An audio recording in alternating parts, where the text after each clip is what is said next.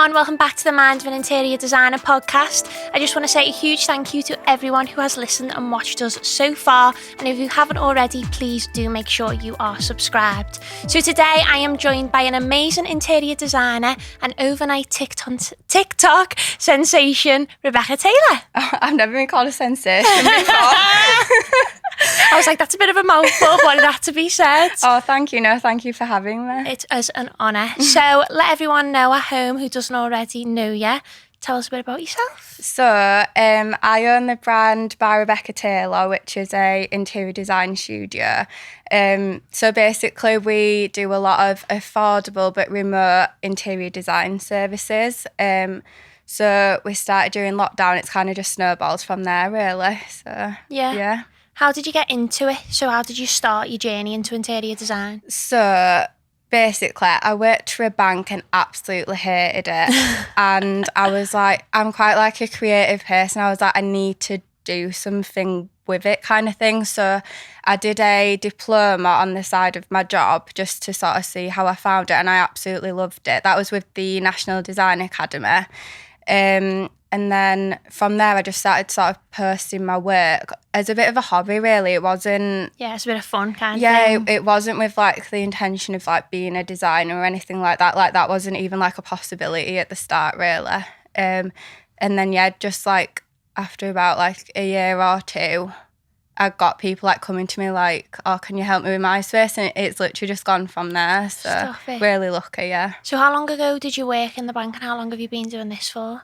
So I quit the bank in June of last year, so not long. Oh, wow. My page has been running for longer than that, but at first it was just a hobby, but, like, the business has started less than a year ago, so in June time. Oh, wow. So when did you start the actual diploma? That was probably the year before, so like the end of the year before that. But I did a little bit of homewear and things like that before, so it wasn't just fully interior design to start with. What made you want to do the course? So I had my own house. I loved doing bits around that. I love being creative and things like that. So, I don't know, I just searched online, what can I do? And I obviously knew what an interior designer was, but I thought you'd have to go to uni and everything. So when I found a course and it was you can do a diploma at home, I was like, oh my God, this is amazing. So, yeah. Fitted perfectly for you then. Yeah, definitely, yeah. So how long does that take and would you recommend it for anyone who's maybe thinking of getting into it? Yeah, so it took around 8 months to complete, but you can kind of do it at your own pace. So obviously I was doing it on the side of a job, so I could have done it quicker if not, or it could have taken me longer if needed as well. But I would recommend it. It was really good in terms of the technical side of things, like drawing floor plans, measuring up for different types of curtains, setting up a business, different fabrics that you'd need, say, for a business setting. They need to have certain regulations and things like that. So it's quite good for the technical side, but in terms of actually sort of finalising my design style, I'd say that was more just practicing really. Yeah. So good for the technical, but your actual style, you do need to practice that. Yeah. So once you took that course, did you then think, do you know what, this is the direction I want to go in? I hate my job, and was it during the pandemic then that you sort of started to realise? Yeah, so it was during the pandemic, and so I started learning 3D rendering systems because I was obviously I can't go to people's homes, so I kind of really started to learn different systems like that. So I would definitely recommend the course in terms of the technical side of it. And it definitely sort of made me want to get into the career properly. Yeah. So you're saying about obviously your technical skills, which I admire from afar. So that's kind of what your business is based off now. So do you want to give people a bit of, because your service is very easier for people who might live far away, because it's a struggle sometimes I find for designers. If I had a client down millions of miles away south, your business is perfect for that because you can do it from home. So do you want to tell people about what you do and what you offer? Yeah, of course. So basically, I never have to step foot in the place that I'm designing, which sounds like crazy, but I basically work off pictures and videos of the space as well as the room dimensions. I then sort of import all the information onto my systems and I can recreate the space, but input my design. So customers can basically see what the design will look like before they actually spend anything.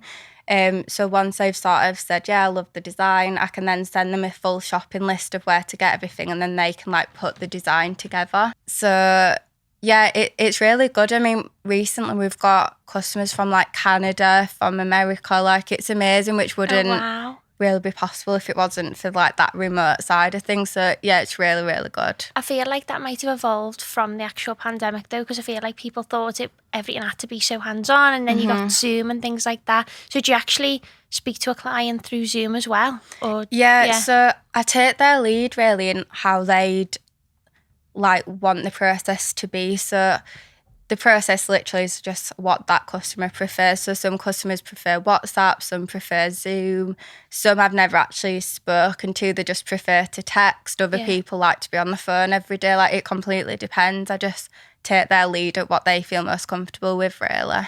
So that's quite a really good selling point for you though in terms of your business, because I feel like people, as I say, do think like you've got to be there all the time. And I think as well that like has helped you loads in terms of the growth of your business. Oh, 100%. Yeah, like, I mean, it's like the whole social media thing. If you see a business and you love it, but it's too far away for you to use, or you may not follow it, but if you're kind of on there and they know like, oh, I'm in a different country, but I can still use their services, it kind of appeals to a much wider audience. So it's definitely been like beneficial in like the growth of it all. Yeah, you definitely need one of them maps, you know, where you like scratch every location. Yeah, where you can scratch off where you've had like customers from. That'd be amazing, yeah. Because other designers obviously struggled, like that even when they do like projects abroad, you don't even have to do that really, do you? Yeah, exactly. I mean, I do offer in-person services, but I'm not scared that there's going to be another lockdown. I'm scared to push it fully, and people seem to love the remote side of it, so we are just focusing on that at the minute. Well, I love that, and I love your designs and your style. Oh, thank you. So do you feel like you have a statement style, or do you feel like, as you said before, about the client taking the lead, or are you a bit of both? So my personal style, so in my house, it's very minimal, beige, like how I'm dressed today, like just beige, everything. I like it very like minimal, sleek kind of thing. But when it comes to a customer, I just take their lead really. So whatever they want. I do find a lot of customers come to me like wanting quite a minimal style, like lots of beiges, paneling, things like that. But I can like just work off what the customer wants, really. Yeah. Do you find though if someone does come to your page and sees your aesthetic, they'll instantly know that that's your kind of vibe though, which is good because you're attracted to it? I mean, it worked against me a little bit at the beginning because a lot of the posts I was doing was all like as a hobby, so things that I liked, and so I found every customer that came to me was coming to me because they liked those designs. So you almost felt like every project you were doing, it was the similar brief. Yeah. And so other customers who wanted different things were maybe a little bit put off, thinking, oh, she can't do that because she only... But it wasn't that. It was more, you know, that was just what I was being asked to do. So now I spend time like trying to post different styles and things like that so people can see the different looks they can get with the service. Yeah, definitely. I feel like as well, like I used to love like when I'm in work, like doing different, like something that was outside my comfort zone. Yeah, you the same, like because you love beige and you do that anyway. When someone gives you something wild, you're like, yeah, let's run with this. Yeah, 100%. Literally what I used to do is I would put like different styles in a hat in like different colours and I just pick them out. Like this was before I got customers, and I would pretend that was my brief, you know, like to get you outside of doing what you want. So I didn't put beige in there or like minimal or anything like that, just to like really try push myself to do different things. That's so that amazing. definitely helped. Yeah, I feel like I used to do that when I used to be young on like The Sims. Yeah, I used to design houses. God, I used to spend hours on The Sims designing houses. I feel like everyone who I talk to who's like into interior design always goes, I never played Sims, I just designed the houses and the interior. That was literally me. Yeah, literally. Same. Yeah. It definitely must stem from there. there then? Yeah, when I told my mum about it, she was like, what, so a bit like Sims? I was like, yeah, a little bit, I guess, making a career off Sims, but yeah. I wish though, like the way like obviously SketchUp and things is more like to scale. I do wish The Sims was like that, because I feel like it'd be so much easier, because I don't think people realise like how much work does go into those drawings that you do. Like, how long do the average one take you? It depends. I find, to be honest, one of my weaknesses is I lose track of time. Like, I can start design at 9 in the morning and I'll think it's lunchtime. I'll look at the clock and it's like 7 o'clock and dark outside. Like, I'm really bad at like knowing how long things take. But yeah, they can take like days and days. So yeah, no, they definitely do. And I think as well, like much detail goes into them. Like when I see yours in particular, I'm like, oh my God, that's took her days. Well, it has to be like that though, because like, say someone's got like a windowsill that comes out a little bit more than normal, like you may have to like accessorize that differently. So it's like you really have to pay attention to the small things to make sure it's like exactly like the customer's space. Yeah, definitely. Do you enjoy that process of doing it then? Oh, 100%. Yeah, I love it. One of my favourite bits of the design is like putting the room together, seeing the space that I have to play with, and like, because as I'm building the floor plan, I start to get more ideas and things like that. So I love that bit of it. Do you feel like people don't sometimes see though that the work that goes into it? Do you feel like people come to you and you're like, they just see the end thing, but they don't see what's gone into it? Because I used to find that. Yeah. It's like, do you realise like that's an art? Like someone doing a painting, it's literally the same, isn't it? Like in terms of work and detail. Well, someone commented on my social media that my boyfriend had to take my phone off me because I was like, right, I'm going to reply.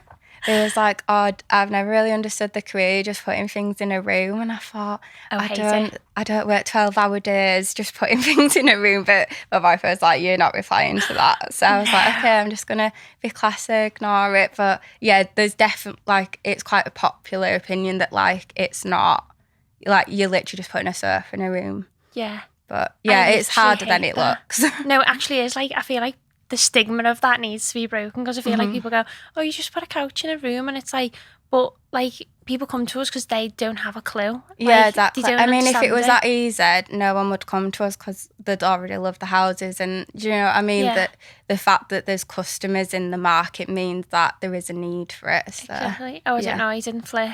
I'd been raging. Yeah, I just had to put my phone down for an hour and just like, just ignore it, block it out your mind. No, your blood must have been boiling. So as well as interiors, you actually dabbled in a bit of like selling homeware, and you actually ended up in the World of Interiors magazine. Yeah, that was insane actually. So it was while I worked at the bank, and I was like, if I want to try get into design, I need a portfolio. And I was thinking of like different things I could put in there. So I was thinking, oh, if I put like some homemade vases and stuff like that, it'll show that like I understand the different bits of it, kind of thing. So it started like that. But then again, I took pictures of it and people were like, oh, can I buy one, kind of thing. And so it kind of just snowballed from there. Yeah. But I think that helped grow the business as well, because it was like my page had the following of like two different customers, ones that wanted interior design and ones that wanted homeware. So it was almost like two businesses in one. Yeah. But in the end, it was just so time consuming that I physically couldn't do both at once. Yeah. I wouldn't have been able to do it. So I decided just to focus on the design part of it. Yeah.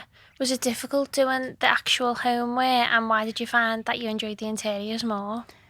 It was really time consuming, the homeware, and it could be quite sort of doing the same thing and again and again. So if you had like 50 orders for one thing, it was like you would spend probably the week just repeatedly doing that thing. And I worked in a 9-to-5 where I was doing the same thing all day, every day. And then what I was doing as a hobby felt a little bit like that as well. Yeah. But there's so much work. Like, honestly, I take my hat off to anyone who does like handmade home. There's so much work goes into it that you don't see. Like, I couldn't do it personally. Yeah. Like, there's so much work that goes into it. It's you're on your feet all day. It's time consuming. You've got to be thinking of new ideas all the time. Like, it's hard work, a lot of hard work. So you'd rather do the 12 hours on SketchUp than 100%. Yeah. So I want to talk to you about social media, which is a big one with you. And you obviously have an amazing TikTok page, which like literally went viral over. And I think one of your videos got like 5 million views nearly. Yeah, it's crazy, yeah. So how did it happen? Like, what video did you make? And so I did a kitchen design, and my customer, she's SDH Makeup on Instagram. She's amazing. She does like Millie Court's makeup, who won Love Island. She's amazing. wow. She's like a magician with what she does for people. But I did her kitchen for her, and she wanted a lot of whites and things like that. So I put it on TikTok, not realising it would be quite sort of controversial, like because how much white was in there. But I think because loads of people commenting, some people like, oh my God, I love it. Other people like, oh, that's not for me. Yeah. It kind of created a little bit of sort of like hype around it. And I just found my page just all of a sudden was like that. Stop it. So I definitely find that the designs that some people love, some people hate, they do actually help the growth of the page. Yeah. So that's how it started really, and that's when I saw those kinds of numbers, that's when I was like, I do actually need to start taking social media seriously, like this can really help my business. Yeah. I think I had over like 300 people try booking in one day from that one video. Stop it. Bearing in mind that before that I was spending about £200 a month on Instagram doing adverts and getting probably 2 or 3 customers, and then all of a sudden I put one video on TikTok, like no money, and I got like however many times that is just from that video. I was like, I need to be using social media. Stop it. Was it literally just an accident, this video? Did you just think of it and you just put it up? Or? Yeah, it was just the before and after. I'd added TikToks before and they hadn't sort of taken off in the same way, so I really wasn't expecting it. I would just do it for a bit of fun really, and yeah, it just skyrocketed. Yeah. Oh my God. And have you had like popular ones since then as well? Yeah, so I think my most recent one was a bedroom design. I think that's one that got nearly 5 mil, but that was like a very like sort of beige hotel chic kind of look that people seem to like. But again, some people was like, oh, this isn't my cup of tea. Like, it is the videos that kind of polarise people that do seem to do the best. Yeah, definitely. But as you say, even if people don't like them, they're going to send it to their friends and then it's going to create... Yeah, 100%, yeah. That is crazy. I mean, I can take constructive criticism on board 100%, but no design that you do, everyone is going to love. Oh, so no, it doesn't necessarily get to me when people are like, oh, it's not my cup of tea. Yeah. Because it's like, well, I'll probably do another design in the future that will be, so... Yeah. Follow and you'll see. Love that. No, I love all your designs, but I'm very much a beige girl, so that's probably yeah, me why. too. Yeah, definitely. So obviously, as you just said, like with social media, you've obviously paid out on Instagram. Mm-hmm. Do you think everyone's swaying towards TikTok more than Instagram now? It seems that way, definitely. I think people are liking more of like the sort of natural content that TikTok creates. So if you put a video up, it's kind of harder to edit it all than what it is Instagram, so it's kind of more raw footage that you're getting, which I think people seem to prefer. Yeah. But I've seen a few updates on Instagram where they have said they're going to try and move towards the video side of things and the picture, so it'll be interesting to sort of see what happens with Instagram in the long run. I think they will, because Reels are becoming so much popular now, aren't they? Yeah, but definitely. Do the TikToks take you ages to make because they look like they do? Oh my God, yeah. So I literally started like, oh, I'll be done in 20 minutes, it's fine. And then I'm there 3 hours later still editing it, and I'm like... Stop it. Yeah, it is really time consuming, but it's obviously worth it. It's almost like a portfolio, isn't it? And it's a way of like connecting with your audience in a way that we haven't really been able to before. So I love it. It's really good.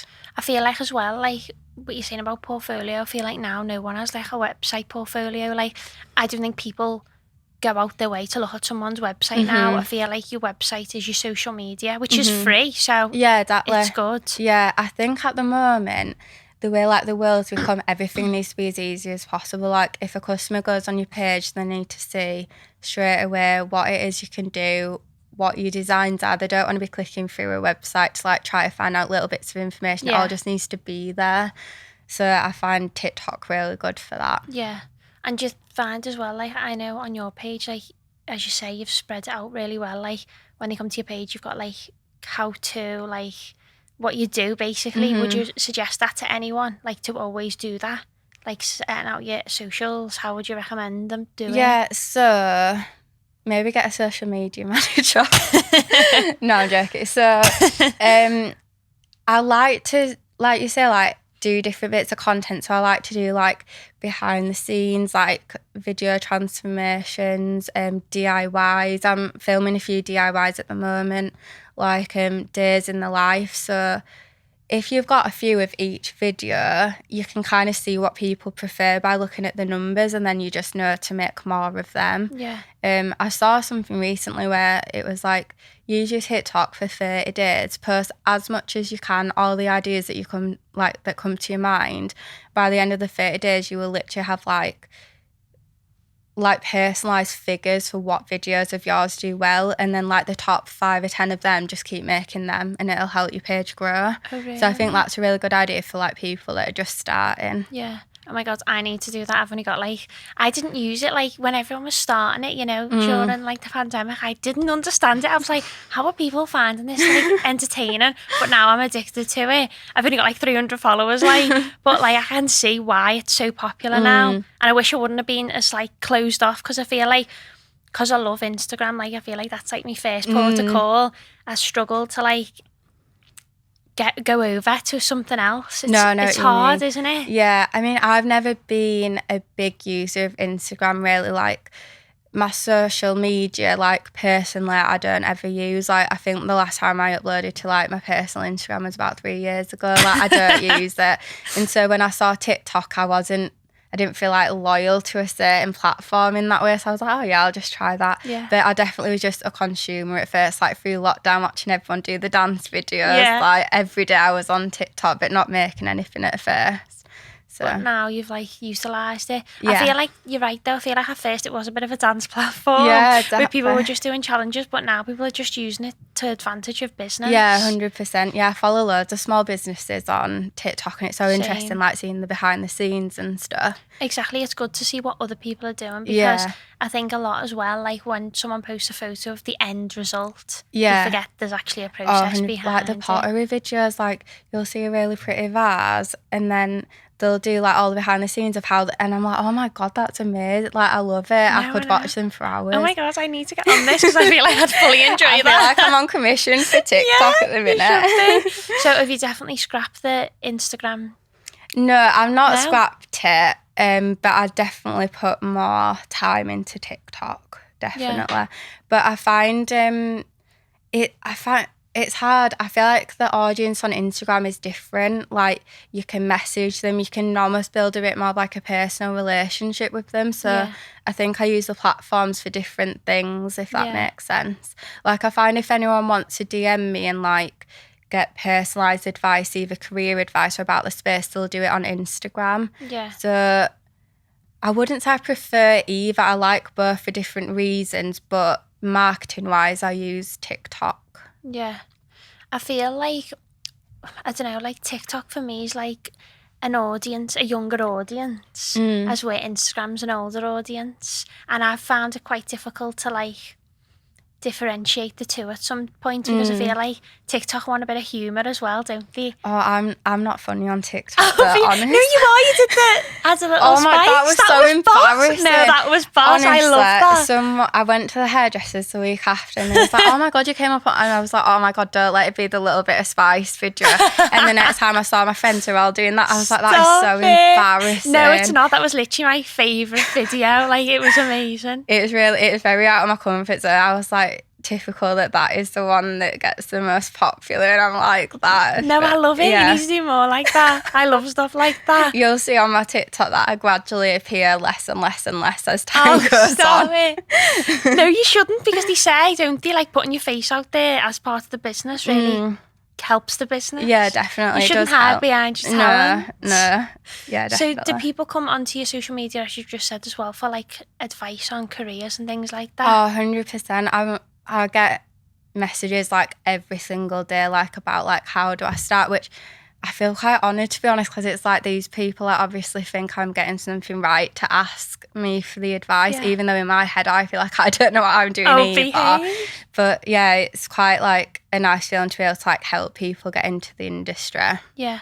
Would you give any people advice who are listening now, maybe like on your journey and like to do it basically? So people love a transformation. Yeah. So if you don't have any like paying customers, you could even go on like Rightmove and get like the floor plans off there. I mean, I don't know what the laws are around like posting the actual pictures off Rightmove, but you could import like the general room vibe like onto like some sort of system. So I started on Home by Me.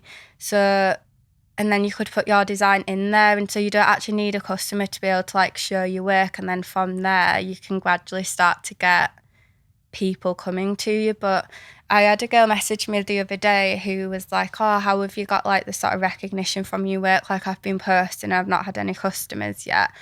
And I was like, oh, how long have you been posting for? And she was like, oh, about a month. It took me nearly 2 years to like, it takes like consistent posting to actually get people to sort of really believe in like your business and things like that. So like be persistent with it, I'd say. And consistent as well. Yeah, like don't give up. Just because you've not got any customers, it doesn't mean like that you're not good at it. It just means the right person hasn't seen it yet. So like just keep going for it and it'll happen. Oh my God, a month.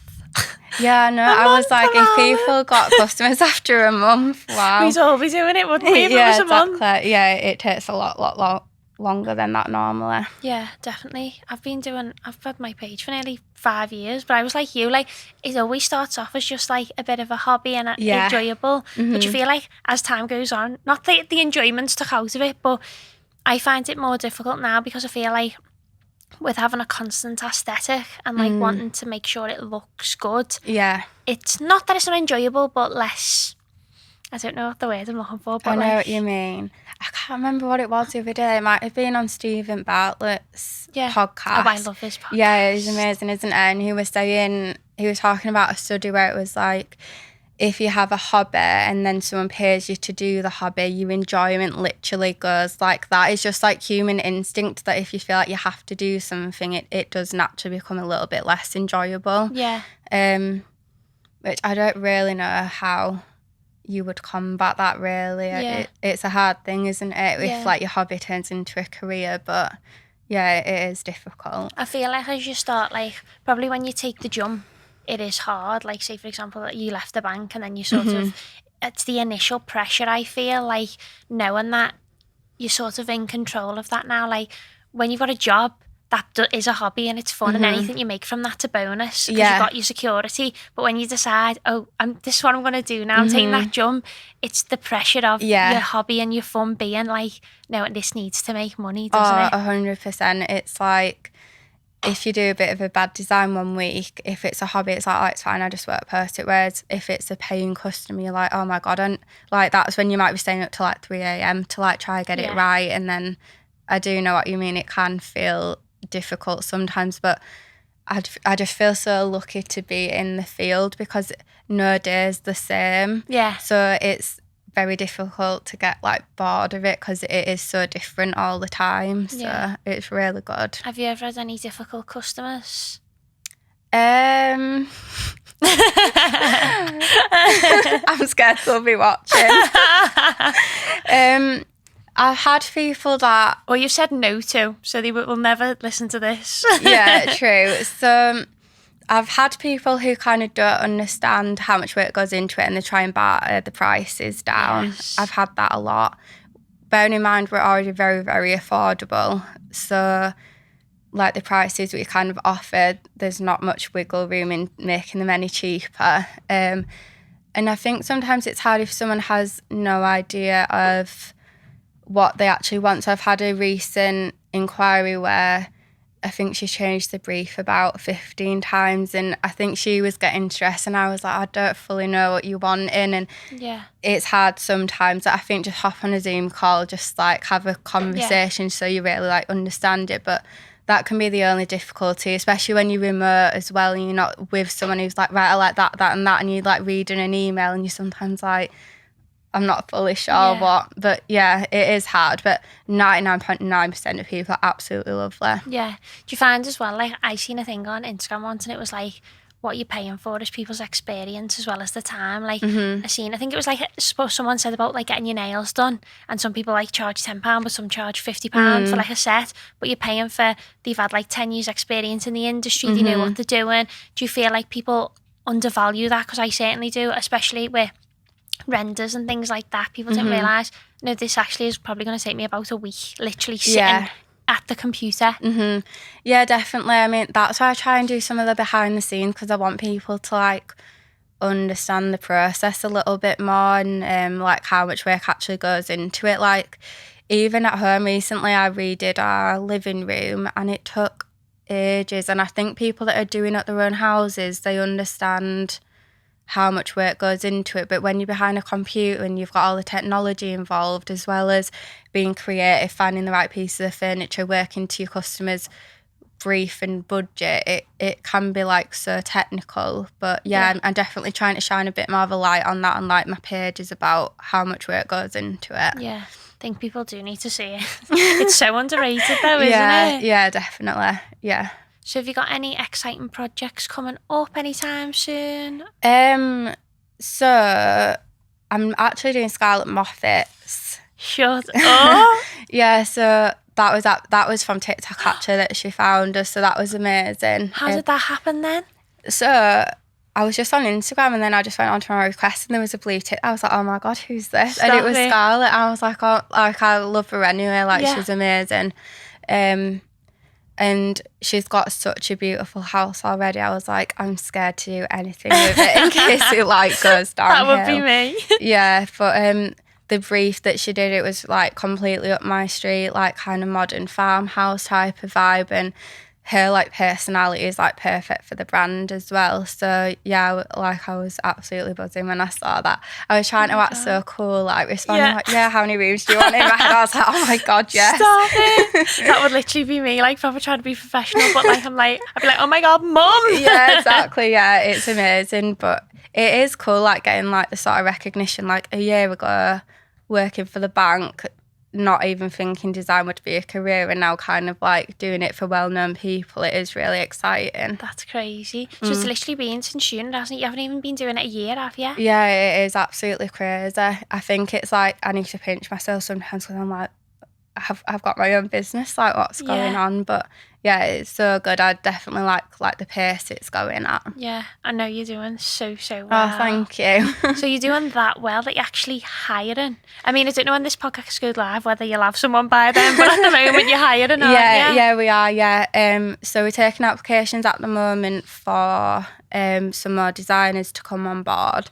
I'm finding, because we're currently booked up until around August time. Stop it. Yeah, which is amazing for us, but then for customers who are wanting the services quicker, like we don't have like the capacity to help them. Yeah. So what I'd love to do is like kind of have a small team of like hand-picked designers who are like amazing at the jobs, and then we can offer a lot more designs for our customers. Yeah. So that is the next steps, but we still need to do like all the interviewing and things like that. It's a long process, isn't it? Yeah, it needs to be like the right people. Like I'm really like, the business is like my baby. Like it needs to be like the right people and who like really understand the brand and stuff. So is it just you at the moment then? So it's me and my partner helps with like the behind the scenes, like messaging, finances, like kind of like the boring stuff. And like the kind of direction for the business going forward. We have a lot of chats like about what our plans for the future are and things like that.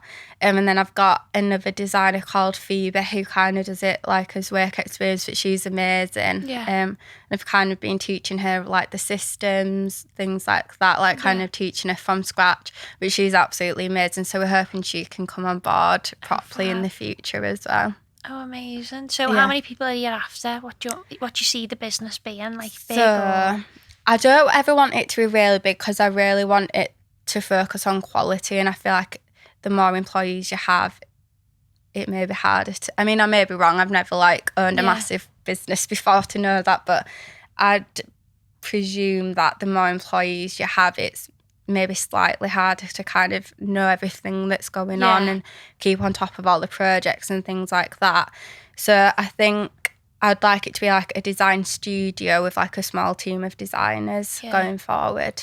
Yeah, because I feel like sometimes it can get a bit out of control, the maintenance of it as well. Yeah, exactly. And I wouldn't say I'm a control freak, but I do like to know what's going on. Yeah. And so if I had like 20 people working from it, there's no way I'd know exactly what they're all working on, which is maybe something I need to work on as well. Maybe I need to like learn to like let go of the reins a little bit. Do you know what though? I feel like that's from like starting your own business, because I feel like you put so much time and love and energy into it. And as you said before, it's your baby. Like you only, like, if you know kind of thing. Yeah, exactly, like, and letting it go to like say even 20 other people, and like that. I'm like a big control freak. It must be a business person thing, but like just letting it go and letting your passion, and as you said, like even hiring that person's got to show the same energy and passion for that what you've built. Exactly. Like if they give like a service that wasn't like how you'd want it to be, that customer then has like a view of your brand that you're probably not really going to be able to change. So like it's so important to like hire the right people who like have the same passion and everything. But like I put a post up yesterday to say we were hiring, and the applications that have come in already, like they're amazing. Like there's so many like talented designers out there that maybe don't have like the recognition that they deserve. So it is quite exciting. Yeah. With you being already quite a remote service, would that be, could you hire then people who weren't like from Yorkshire or anything? Yeah, I'd like to hire from anywhere really. So I'd like it to be based on like the skill, and I'm not dead set on them having like experience in a design employed position or like a degree or anything like that. I just want to base it on like their personality and like bits. I mean, even skill you can work on it, but if I can see like the basis of the skill and thing like that, then I'm happy to like base it off that and like take a bit of a punt on someone. I'm happy to do that. Do you know what? I love that, because I feel like people don't do that now, and I love that what you've just said, because I feel like people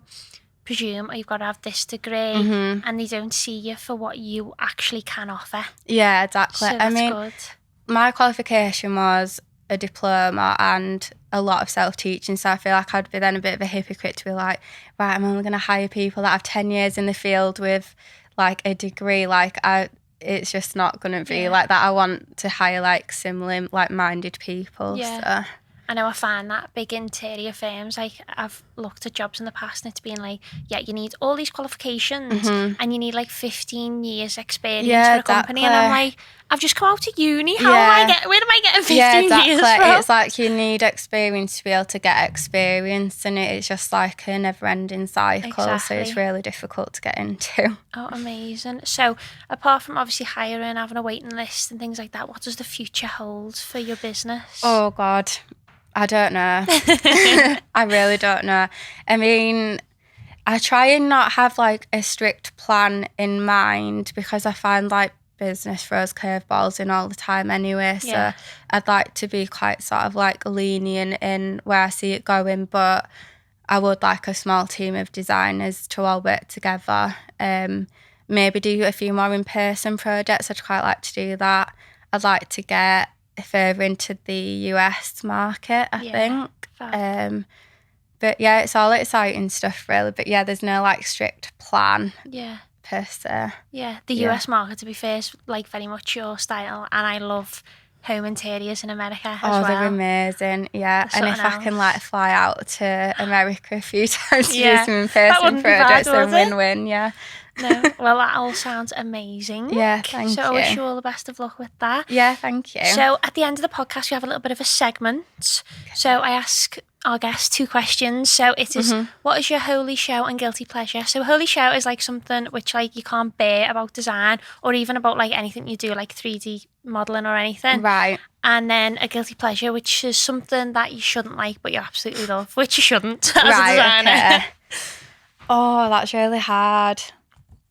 So, what I absolutely love, I love a net curtain. Really? I love a neck curtain. I mean, not on the run, and maybe like quite a plain neck curtain, not like all the fancy stuff, but I love the look of like layering like a fabric curtain with net, you know, like almost like a hotel kind of vibe. I feel like it looks really luxury. Oh yeah, but no, that's like, a nice one. I feel like neck curtains have like a bad rap that they really don't deserve. And then something I hate that's really difficult. I hate the amount of takeaways I have to get because I don't have time to cook. That's the best one. I love the amount of weight I've put on just from not being able to cook is absolutely ridiculous. That is definitely a side of people. Again, what people don't see, like you like eating pattern and lifestyle, work-life balance does not exist. It's like I am such a foodie, and it can get to like 4 o'clock on some days. I'm really dramatic. I'm like, I'm gonna faint. I'm not eating yet. But like, I mean, I guess as a whole, like just work-life balance, it can be quite hard. But yeah, so that's maybe like the hate, and then the love, a neck curtain. Yeah, I love it. And then we also have an audience question. So today's question is on my phone. I'll go in here. Give me 2 seconds. What is your secret to the success of your business? I'd say even if you're not getting any customers, you're not getting many likes, just keep going. Yeah. Like just keep going and just believe that in the future it will work out, and in time it will do. Like these things probably take longer to happen than what you'd normally think. So yeah, just persevere. What would you say to someone who's about to give up, and how do you overcome that like about to give up feeling? I mean, it's hard. Like sometimes I try to take myself out of the situation. I'm like, even if you don't want to do it. Just force yourself to do it. Even if you don't feel like uploading that TikTok, just upload it, and in the future you'll be like thankful for it. So I think like try to take like the emotion out of it and just like stick to like what it is in the end that you want. And I mean, I guess it's the same for anything, like going to the gym or anything. It's like, oh, I don't want to do it, but then when you've gone, you're happy. So I guess like it kind of applies. Yeah, just like keep in mind the end goal. Yeah. Oh, fab. Well, it's been fabulous talking to you. No, thank you for having me. I will leave your social media handles, your TikTok, everything. If you haven't seen a TikTok, please go and watch it. But yeah, thank you so much for coming on. No, thank you. Thanks for having me.